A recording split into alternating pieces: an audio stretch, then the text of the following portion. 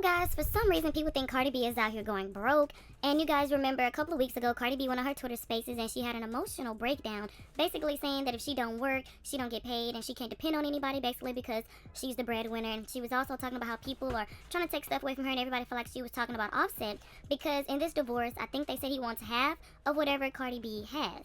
So her blogger friend Ken Barbie posted and said, "People really have no idea that when my sister comes on Spaces and just says a fraction of the things she's going through, it's because she's going through a lot. She's fighting for her financial freedom in court, everything she's worked for while still taking full responsibility for her 3 children, and no matter what. Anybody that's getting here trying to spin narratives and stir the pot every day claiming they're privy to such information is either a liar or an idiot. Notice no one from over here is saying a word. All this bullcrap and harassment you're doing is going to be documented for court. So if you care like you want to act like you do for attention, you might want to shut the F up because you're not helping anyone at all. Like, enough is enough. Leave her the F alone." So some people feel like he was talking about another blogger named Go to Lexus because she used to be on Cardi B's side, now she's on Offset's side. Another Twitter user basically said that Ken Barbie is out here exposing that his friend is broke, and he responded and said, "Fighting to not have to pay your ex your hard-earned money doesn't equate broke. If she was broke, that wouldn't even have been an option or concern because she wouldn't have anything to pay. Do y'all think or just run to the comments and find a way to make it about that woman?" He also tweeted and said, "Like, my sister has been going to court, calling who, harassing who, bothering who.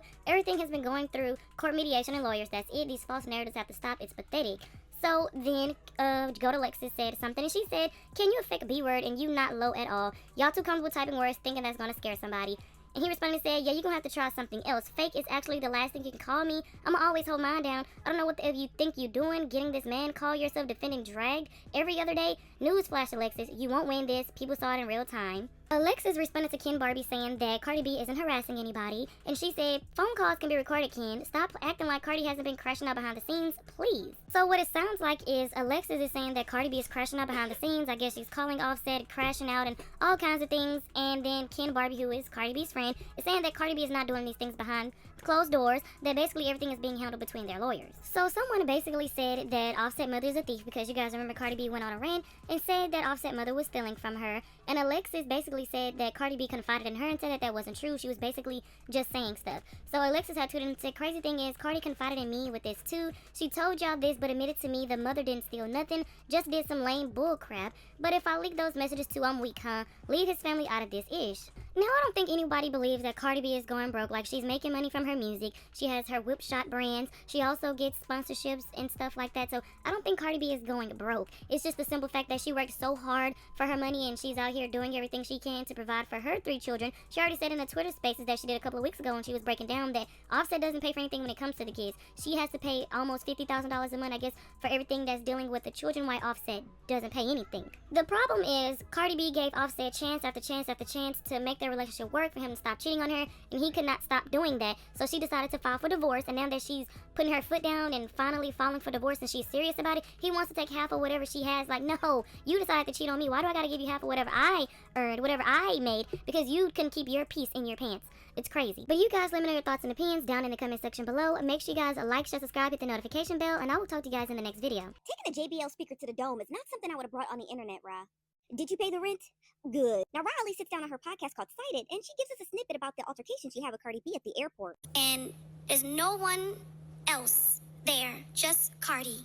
Oh, so this is recently? This is the other day. I took my phone out, I pressed record, and so now, once she informs him that I'm there, it's in 5, 4, 3. Yeah, she a weirdo, but let's listen to what Cardi B had to say. That's what it is. We're about to fight right now because she looking at me like she wanted. So that's when I start arguing with her, and like, I start arguing with her, and she's just telling me, like, you need to grow up. Like, be for real, grow up. So that's when I threw a JBL speaker on her head. And she said, "You feel better about yourself?" And then she's like, she's acting like now she's going to fight. Like, but she wasn't being, like, aggressive. She was like, "Oh, okay, now." Because I guess she was sick. I don't know what's wrong with her.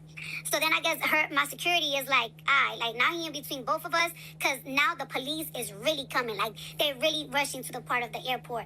And she was saying, "You feel good now? Like, you good? That's what you wanted?" And I kept saying, "Yeah, that's what I wanted. Of course I'm going to get my lick back." And you know that I'm not lying because she practically saying it herself. I don't know why you said that I was throwing a shoe, and why you not saying that you got hit in the head with your whatever. But you know what, whatever. At the end of the day, you know I'm not. This is what it is. We're about to fight line because even herself said, "You thought I was gonna get my leg back." I wouldn't have said that if it was just me arguing with her. I wouldn't have said that if a shoe went flying somewhere. You know I said you got. You know. I said I got my leg back. because you got hit. And you know what? I'm good. I wish we could have like fight and like, yeah, you're right. I wish we could have fight to the end, because I need to die knowing. I need to die knowing that. I don't give a fuck how old we are. But at the end of the day, that was good enough for me. Like, that was good enough for me. I honestly cannot believe that you came online and talk about that, because that's kind of embarrassing. And I actually have to agree with Cardi B, because why would you bring that online? That's actually embarrassing. You knew that at one point you were going to probably run into this woman again, and she was probably going to get her lick back. Now tag Like Bites below so you can finish listening to the clip of Cardi B explaining her situation with Ra Ali. And Ra, you got to find something else to do, because there's enough celebrity gossip where you don't have to be the headlining story. Get hit in the head with a JBL speaker and say it was a shoe is crazy. Only thing I wish Cardi would have did was never address it. She should have never addressed it. Because now this bitch finna try to sue you. We know it. I know it. But Rob, you knew all the shit that you said about Cardi. All the shit that you did at the Met. Trying to defend Nicki. You didn't think she wasn't going to get her lick back? We don't give a fuck if you was in a wheelchair. She said if you got beef with me, you got beef forever. You should have knew that. Your brand is called On Site. You should have been ready to be on site. And then, and then you made this damn interview with all these theatrics. Ain't no theatrics about it. You ran your mouth and you got beat up. When you got hit in the head with a JBL speaker. That's why I say stop speaking on people. Because Cardi did exactly what she was supposed to do. I'm sorry. You speak on me. I don't give a fuck if you on crutches. Let's fight. Especially speaking on somebody's kids too.